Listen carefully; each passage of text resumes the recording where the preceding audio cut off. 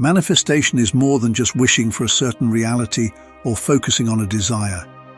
It's about transforming your internal state in such a way that your happiness, peace, and contentment no longer hinge on the outcome. It's like planting a seed.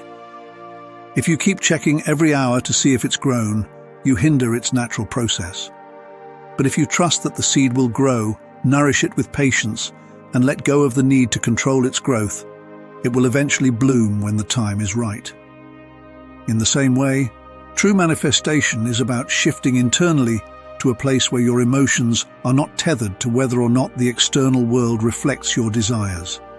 It's as though you are building your inner world so strong, so abundant, that the external becomes a bonus rather than a necessity. It's like finding joy in walking the path instead of waiting to reach the destination. When you're genuinely okay with or without the desired outcome, you release the energy of resistance, creating the perfect environment for the manifestation to unfold. Imagine a person who is financially struggling but maintains a mindset of abundance. They carry themselves with the calm assurance that wealth is already theirs, even if their bank account doesn't yet reflect it. Their inner abundance becomes a magnet for external abundance. The shift happens when they no longer need the money to feel abundant. They feel abundant now, regardless of the material evidence. The universe responds to this inner state. When you detach from needing to see immediate results, you align yourself with the flow of life. It's like being on a boat and trusting the current to take you where you need to go, rather than furiously paddling against it. The paradox is that when you stop trying to force reality to bend to your will and are content with or without the outcome, you create space for your desires to naturally manifest. In essence, manifestation is less about manipulating reality and more about aligning yourself internally with the peace of being okay in any circumstance. When you embody the feeling of being whole with or without the desire, you've mastered the art of letting go, and that's when the magic happens. If you don't realize that you are the shiniest object in the universe, you'll keep looking outside for what you think you're missing. Imagine you're a lighthouse on a stormy coast, but you don't know how strong your own light is. Instead of trusting your beam to guide ships, you're constantly trying to borrow lamps from passing boats. The funny thing is, you're the one meant to shine for them, not the other way around. When you realize how bright you are, you stop needing to rely on anyone else's light. We often look for approval from others, whether it's praise, attention, or even just a nod of approval. That's like walking through life with a mirror in your hands, constantly looking at reflections of other people, instead of focusing on the glow that comes from you.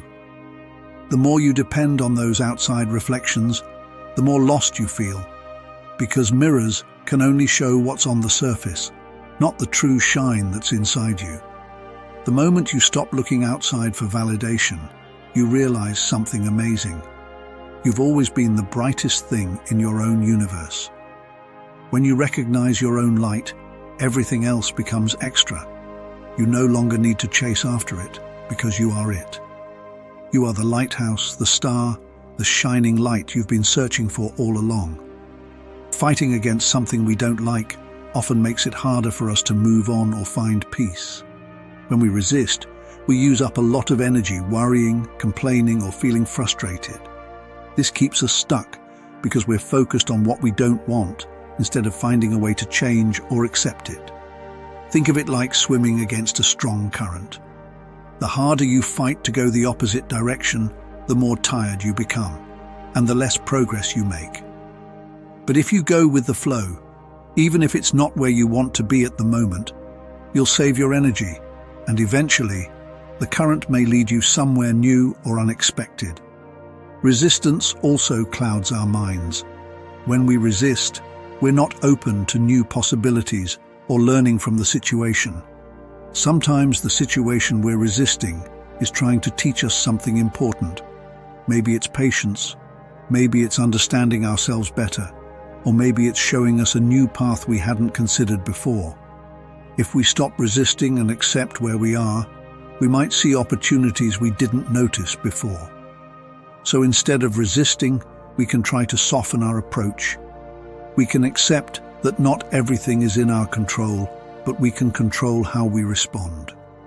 When we do that, we stop adding fuel to the fire, and things often start to shift on their own. Sometimes, letting go of resistance is the first step to creating change. Imagine you're trying to climb a mountain, but you're carrying a big, heavy backpack filled with things that don't really help you climb. If you're focused on making sure everyone around you is comfortable and happy, you might end up adding even more weight to your backpack. This weight can hold you back and make it hard to reach the top of the mountain. In life, if you spend too much time trying to fit in with everyone and make sure they're all pleased, it can limit your own growth and success. When you try to be relatable to everyone, you might end up following the crowd instead of pushing yourself to be exceptional. To achieve more than just average results, you need to focus on your own goals and dreams. This might mean making choices that are different from what everyone else is doing or taking risks that others might not understand. By focusing on your own path and not being overly concerned with fitting in, you give yourself a better chance to achieve extraordinary things. The things we accept and believe in life have a way of showing up for us again and again. Our thoughts, habits, and beliefs shape the world around us. If you expect certain things, whether they are good or bad, they tend to come your way. Imagine life as a mirror. Whatever you believe is normal, whatever you expect to happen, is reflected back to you. If you think life is full of problems and hard times, you'll notice more difficulties, and they'll keep coming. But if you believe life is full of opportunities and kindness, those things will start to appear more often. It's not magic, but a natural result of where your mind and heart are focused. This idea also applies to the people and situations we attract. If you're used to chaos or negativity, you might keep finding yourself in those kinds of environments. It feels normal, so you unknowingly welcome it back. On the other hand, if you normalize peace, kindness, and healthy relationships, those things will find you because you're open to them. You create space for them to enter your life. The normal you accept isn't just about the outside world. It's about how you see yourself. If you believe that being treated with respect, love, and dignity is normal, you'll naturally seek out and accept people who give you those things. But if you think it's normal to be ignored or mistreated, those patterns will repeat in your life. So, whatever you find normal, whether it's in your thoughts, beliefs, or actions, will keep showing up. If you want to change what you experience, change what you believe is normal. Make kindness, joy, and growth your new normal, and watch as they find their way to you. Imagine you're driving a car, and your mind is the steering wheel. Your reality is the road in front of you. If you see a big gap between the steering wheel and the road, it means you're not in control of where the car is going. This gap can lead to a dangerous situation because you're not guiding your car properly. In the same way, if there's a big separation between what you think and what actually happens in your life, it can be very risky. For example, if you believe that you can achieve something but your actions don't match that belief, you're not steering your life in the right direction. You might have dreams and goals, but if your daily actions and choices don't align with them, you're creating a gap between your thoughts and reality. This separation can lead to problems and frustrations because you're not effectively connecting what you want with what you're doing. To avoid this danger, it's important to make sure that your thoughts, beliefs, and actions are in harmony. When your mind and reality work together, you're more likely to achieve your goals and create a fulfilling life. The energy you've carried for years, your old habits, thoughts, and feelings, feeds off the negative emotions you let linger. If you've spent years feeling frustrated, angry, or fearful, that frequency becomes comfortable for you. It's like a pattern you fall into without even realizing it, and it draws more negativity toward you. The longer you stay in that negative space, the more life will give you reasons to feel stuck, because that's what your mind and energy are attracting. Your old frequency is like a parasite. It feeds off your reactions, especially your negative ones. Every time you give in to anger, fear, or doubt, it grows stronger, thriving on your energy. But here's the key. You can starve it by changing how you respond to life. When you stop feeding it with negativity, it loses its power. To break free, you need to recreate yourself. This means shifting your thoughts, energy, and mindset to a new frequency, one that's built on positivity, hope, and growth. When you start to believe in better possibilities, when you focus on gratitude, and when you stop reacting to old triggers, you raise your frequency. As you do this, life starts to change. New circumstances, new opportunities, and new people will enter your life that match this higher energy. If the way you see things isn't helping you or making you happy, it might actually be holding you back or making you feel stuck. Your perception is how you interpret and understand the world around you, and if it's negative or limiting, it can control how you feel and what you do. Think of your perception like a pair of glasses. If these glasses are clouded or tinted in a dark color, everything you see will look gloomy or unclear. This distorted view doesn't help you see opportunities or solutions. Instead, it keeps you focused on problems and obstacles. It's as if you're trapped in a narrow viewpoint that only shows you the negative side of things. Imagine you always see challenges as too big to overcome. This negative perception makes you feel helpless and stops you from trying new things. It controls you by making you believe you can't succeed. But if you start to see challenges as chances to learn and grow, your perception changes, and you begin to feel more confident and hopeful. You might feel like you can't focus, but the real problem is that you might not be paying attention to the right things.